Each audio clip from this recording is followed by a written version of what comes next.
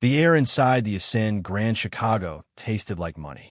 Not new money, flashy and loud, but old money, a quiet, confident scent of worn leather, imported lilies, and the faint, clean aroma of marble that had been polished to a mirror shine for decades. Sunlight, filtered through 20-foot-tall windows, cut across the lobby in golden shafts, illuminating dust motes dancing like tiny diamonds. Men in tailored suits spoke in hushed, important tones into their phones, while women with pearls and perfect posture glided across the floor, their heels making soft, decisive clicks that echoed in the cathedral-like space. It was a world built on presentation, a stage where every actor knew their role. And then there was Maya Reynolds. She stood just inside the revolving doors, a ghost at the feast. Her 5'5" frame was enveloped in a simple, gray, zip-up hoodie, the kind you buy at a Target for $20. Faded jeans, comfortable enough for the 7-hour red-eye flight she'd just endured from San Francisco, were paired with worn-out sneakers. Her dark hair was pulled back into a messy bun, and without a drop of makeup, she looked less like a titan of industry and more like a college student who had wandered into the wrong building. She carried a single, scuffed backpack. To the casual observer, she was invisible. To a discerning one, she was an anomaly. From his elevated post behind the gleaming mahogany front desk, Mark Donovan was a very discerning observer. He saw her instantly. His lips, naturally set in a thin line of disapproval, tightened further. He nudged his junior associate, a young woman named Jessica, whose ambition was as polished as her acrylic nails. "See that? Over by the door?" Mark murmured, his voice a low thrum of disdain. 10 o'clock. That's what happens when the city builds a new subway stop 2 blocks away. The filter fails. Jessica glanced over, her eyes scanning Maya from head to toe in a practiced, dismissive sweep. "The hoodie? Seriously? Probably looking for the bathroom." "Not in my lobby," Mark countered, puffing out his chest slightly. It was his lobby. For 8 hours a day, 5 days a week, this was his kingdom, and he ruled it with an iron fist wrapped in a silk glove. He was the guardian of its prestige, the protector of its exclusive atmosphere. And Maya Reynolds was a weed in his perfectly manicured garden. Maya, oblivious to the judgment being passed upon her, was simply tired. The flight had been turbulent. Her mind was a whirlwind of quarterly reports and expansion plans into the Asian market, and all she wanted was a hot shower and 3 hours of sleep before her afternoon meetings. She had founded a Ascend Hospitality Group with $100,000 of her own savings and a revolutionary idea. That luxury wasn't about gold taps and chandeliers, but about intuitive, personalized service. Now, with 57 properties worldwide, she was a billionaire. But she had never forgotten the days of eating ramen noodles over a stack of blueprints. It's why she still flew commercial and wore hoodies. It kept her grounded. She shifted the weight of her backpack and began the long walk across the marble expanse. With every step, she could feel the eyes on her. The subtle shift in posture from a doorman. The quick, up-and-down glance from a woman dripping in diamonds. It was a familiar feeling, the quiet, constant assessment of her worth based on her appearance. Most days, she found it amusing. Today, she just found it exhausting. Finally reaching the front desk, she gave a small, weary smile to Mark, who did not return it. "Welcome to the Ascend Grand," he said, the words automatic, but his tone was anything but welcoming. It was the voice one uses for a stray cat. "How may I help you?" "Hi," Maya said, her voice a little hoarse. "I'm checking in. The name is Maya Reynolds." Mark's eyes flickered with a strange mix of annoyance and vindication. Of course, his expression seemed to say, the law student is going to pretend she has a room. He tapped theatrically at his keyboard, his fingers moving with exaggerated slowness. "Reynolds, you said?" he asked, not looking at her. "I'm not seeing anything under that name." "That's odd," Maya said, her brow furrowing slightly. "It should be the penthouse suite. I reserved it personally." A choked, almost silent laugh escaped from Jessica. The penthouse. The hotel's crown jewel, a $10,000 a night suite with panoramic views of Lake Michigan. The absurdity of it all was, to her, simply delicious. Mark finally deigned to look at Maya, a smirk playing on his lips. The penthouse suite, he repeated slowly, as if speaking to a child. Ma'am, perhaps you're mistaken about the hotel. The Holiday Inn is a few blocks that way. The condescension, thick and suffocating, finally cut through Maya's fatigue. Her spine straightened. The weariness in her eyes was replaced by a flicker of something else, something sharp and focused. Mark's condescension was just the beginning. He was about to escalate this quiet misunderstanding into a full-blown public confrontation, sealing his own fate with every word. No, I'm quite sure this is the right hotel, Maya said, her voice even but firm. She reached into her backpack, pulled out her wallet, and produced her driver's license and a sleek, heavy black credit card. The card was matte, minimalist, with her name, Maya G. Reynolds, embossed in simple silver letters. It was a card without a spending limit, offered by invitation only to the world's wealthiest individuals. She slid them across the counter. Maybe you could try again. Mark picked up the cards as if they were contaminated. He held the black card between his thumb and forefinger, angling it under the light. He glanced from the name on the card to the woman in the hoodie. The two things did not compute in his rigidly ordered world. People who held these cards did not wear $20 hoodies. They wore Rolexes and custom-tailored suits. They arrived in black cars, not on foot. This is a very exclusive card, he said, his voice laced with insinuation. And how did a person like you come by a card like this? The question hung in the air, ugly and accusatory. The implication was clear. She was a thief. It was issued to me by my bank, Maya replied, her gaze unwavering. Now, if you could please check the reservation for the penthouse. Instead of turning to his computer, Mark turned to Jessica. Give me the counterfeit detection pen, he said, loud enough for several nearby guests to hear. A few heads turned. A woman in a Chanel suit paused. Her interest piqued. Mark, that's really not. Jessica began, a flicker of doubt in her eyes. This was going further than she'd expected. Now, Jessica, he snapped. Jessica scurried away and returned with a small pen. Mark uncapped it and, in a gesture of pure, unadulterated theater, drew a thick line across the back of Maya's credit card. The ink faded, as it would on any legitimate currency or card. It proved nothing, but the act itself was an accusation. He wasn't done. He slid her driver's license under a scanner. The system is having trouble verifying this ID, he lied, his face a mask of false concern. And given the unusual circumstances of this reservation, I'm afraid I cannot accept this card. For security purposes, he added, the words dripping with sanctimony, I need to hold on to it while we verify its authenticity. He slipped the card from the counter and placed it under his desk, out of her reach. He had just stolen from her. In the lobby of her own hotel, Maya stared at him, a profound, chilling stillness coming over her. This was no longer an amusing misunderstanding. It was a deliberate, malicious act of humiliation. Across the lobby, David Chun, a tech vlogger with a modest but growing YouTube channel, had his phone out. He'd been heading to the hotel's cafe when he overheard the manager ask, "How did a person like you come by a card like this?" He immediately recognized the ingredients for a viral moment, a David and Goliath story unfolding in real time. He zoomed in, his thumb hitting the record button. "You guys are not going to believe what's happening at the Ascend right now," he whispered into his phone's microphone. Total Karen moment, but it's the manager who's the Karen. The only other person who grasped the gravity of the situation was Elena, the concierge.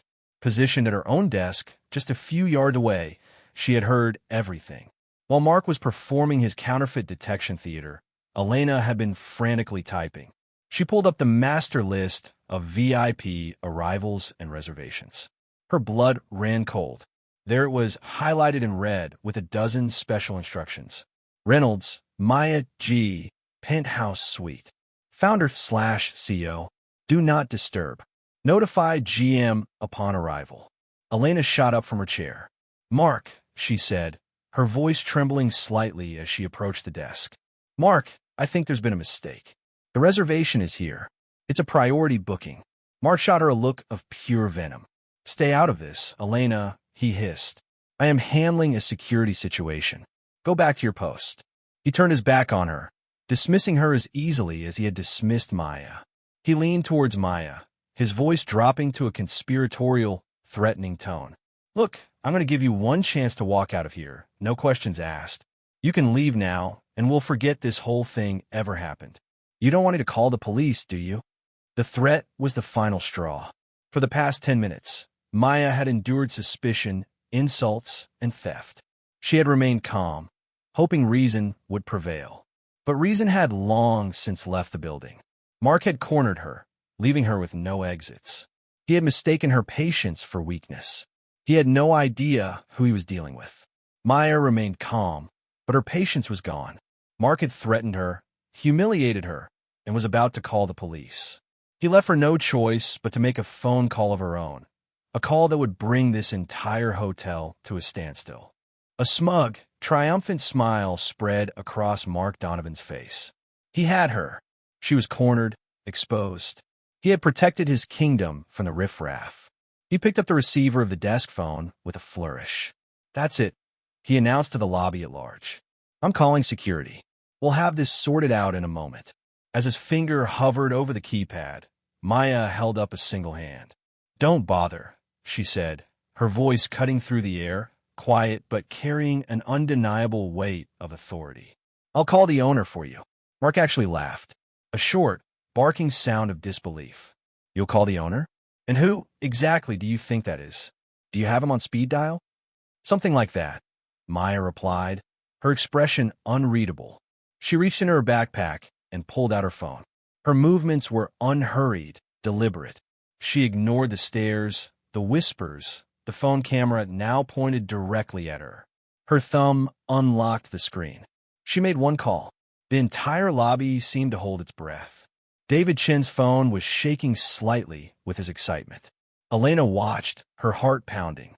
Hi, Nia. It's me, Maya said into the phone, her voice perfectly level. The entire lobby fell silent, straining to hear her side of the conversation. I'm in the lobby of the Chicago Grand. Yes, an unexpected situation. I need you to activate Protocol Indigo. Effective immediately. Mark froze. The phone receiver still pressed his ear. Protocol Indigo. It sounded like something out of spy movie. It wasn't a hotel term he recognized. It was corporate. The word sent a small, cold shiver of doubt down his spine. For the first time, a crack appeared in his perfect, self-assured facade. And Maya continued, get Carla from legal on the line. I want her to have a full transcript of the lobby security recordings for the last 15 minutes. Thank you. She hung up. For a full 3 seconds, nothing happened. Mark started to regain his composure, a sneer returning to his lips. Nice try, he began. Impressive little act. He was cut off by a sudden, resonant thunk.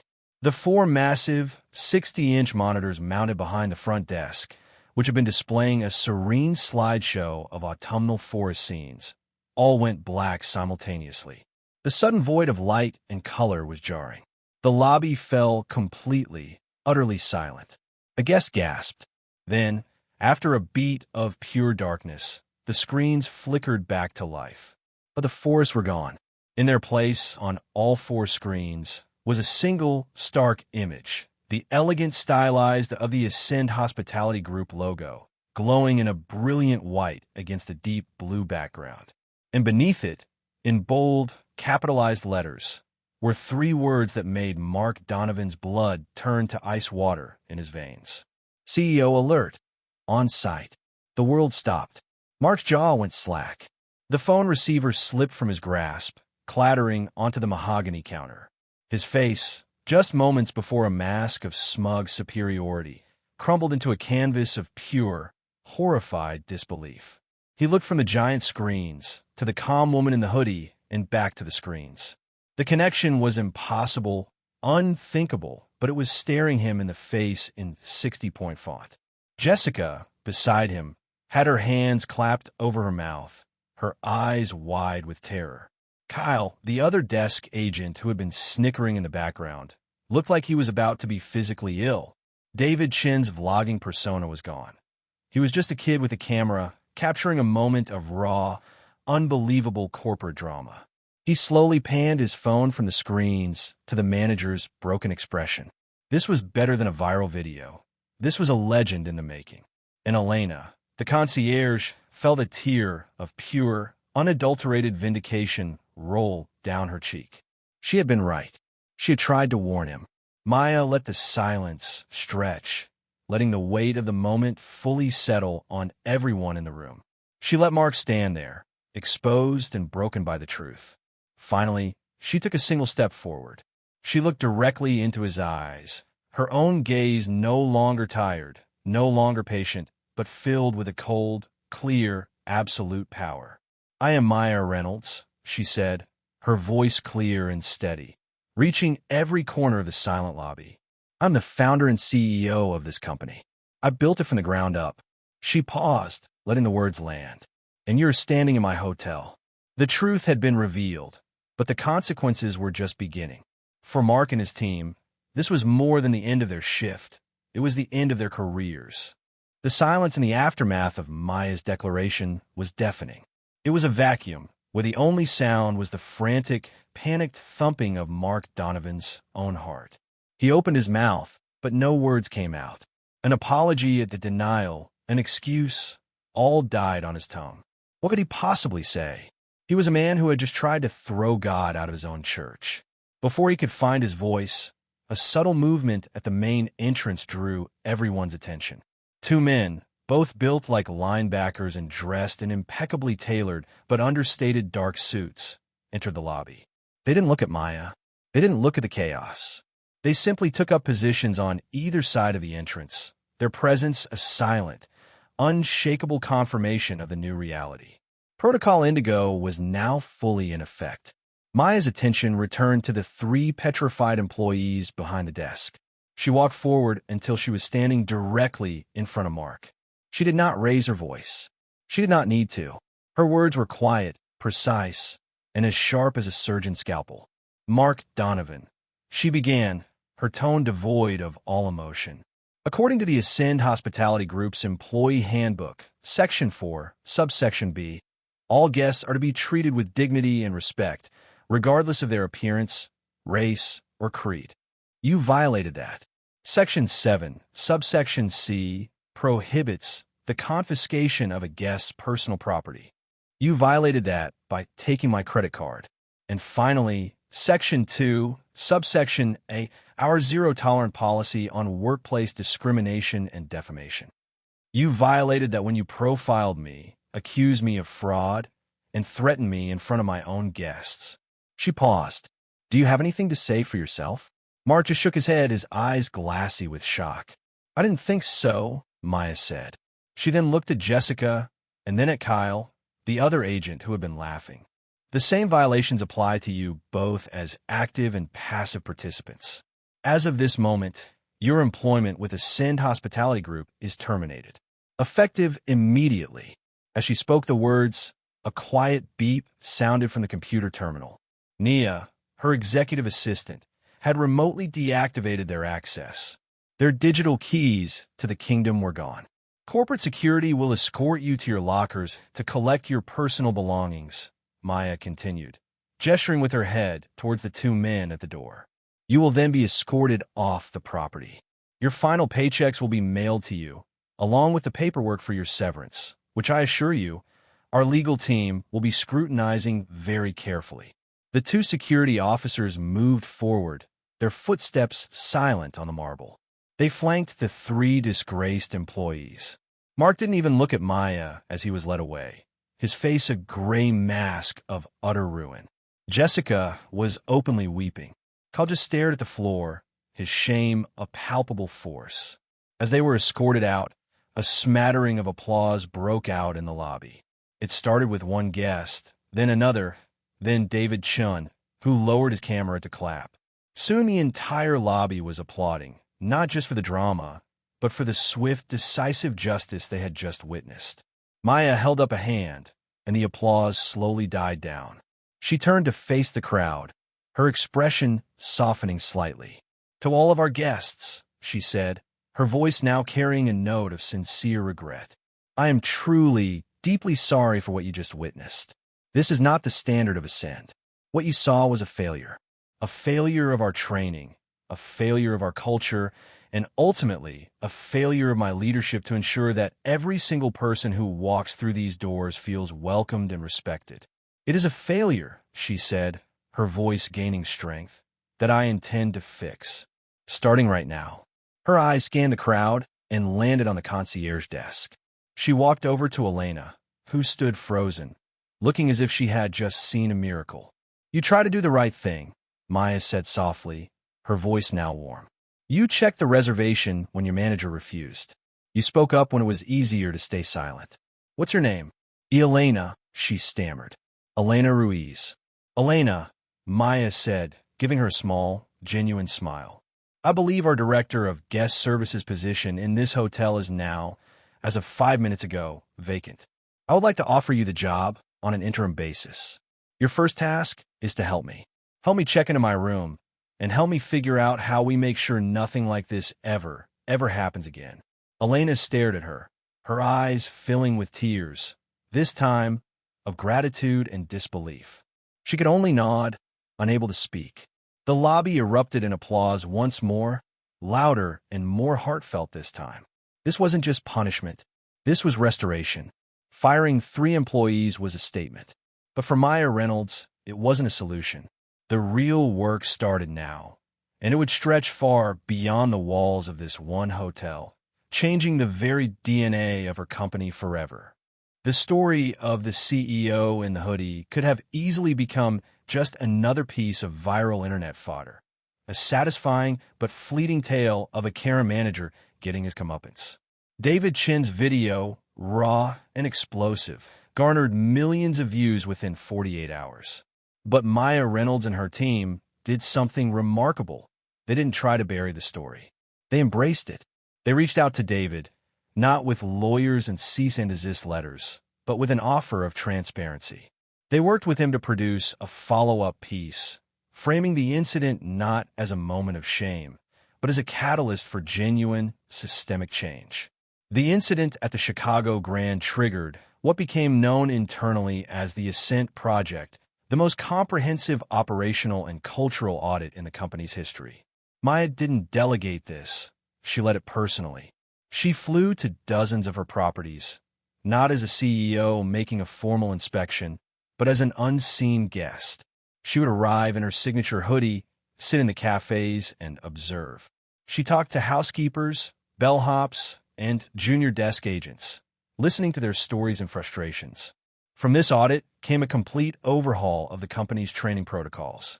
The old dry compliance modules were thrown out. In their place, Maya instituted the Unseen Guest Program, a mandatory, immersive training experience for every employee from the boardroom to the boiler room.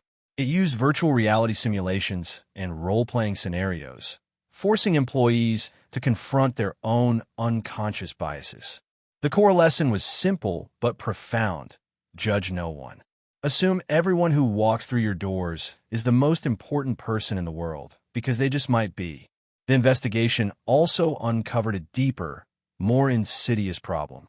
Mark Donovan's behavior wasn't an anomaly. It was a symptom. It was part of an unwritten, toxic culture of elitism that had been fostered by a powerful regional director, a man from an old money background who believed the Ascend brand was defined by its exclusive and intimidating atmosphere. He had quietly encouraged managers to filter their clientele. When Maya's audit team presented him with the evidence, he was terminated. The message was clear. The rot would be cut out from the top down. New, truly anonymous channels for reporting misconduct were established, monitored by an independent third party. Promotions and bonuses were, for the first time, explicitly tied to guest feedback regarding respect and inclusivity. Elena Ruiz, no longer an interim director, was confirmed as the permanent director of guest services in Chicago and was brought onto the corporate task force to help roll out the new training nationally. Her story became a company legend, a testament to the fact that integrity would be the most valuable currency at Ascend. The final scene of this story takes place 6 months later. We're not in a gleaming lobby or a high-tech boardroom. We are in a simple conference room in the basement of the Ascend Grand Chicago. About 20 new hires, all in their fresh, crisp uniforms, are gathered for their first day of training. At the front of the room stands Maya Reynolds. She is wearing a simple black blouse and slacks, but draped over the back of her chair, like a king's retired robe, is a simple, gray zip-up hoodie. It is now a symbol within the company, a reminder. She isn't talking about profit margins or market share. She's talking about the day she was mistaken for a thief in her own hotel. She tells the story with humility and honesty. "That hoodie taught me a lesson," she says to the rapt audience. "It taught me that I had allowed my own company to forget its most important mission. We are not in the business of selling luxury rooms. We are in the business of providing dignity. We offer a place where people can feel safe, respected, and valued. That is the only luxury that truly matters." She looks around the room, making eye contact with each new employee. Your job is not to judge the person who walks through that door. Your job is to welcome them, because you never know. That person in the faded jeans might just be your next boss, your next mentor, or the very person who signed your paycheck. A smile touches her lips. Or they might just be a tired traveler who wants a hot shower. And they deserve your absolute best, too. Welcome to Ascend. This story shows how one person's refusal to be dismissed can change an entire organization. It's a testament to the idea that true power isn't about the title you hold or the clothes you wear, but about the courage to confront failure and the integrity to build something better in its place.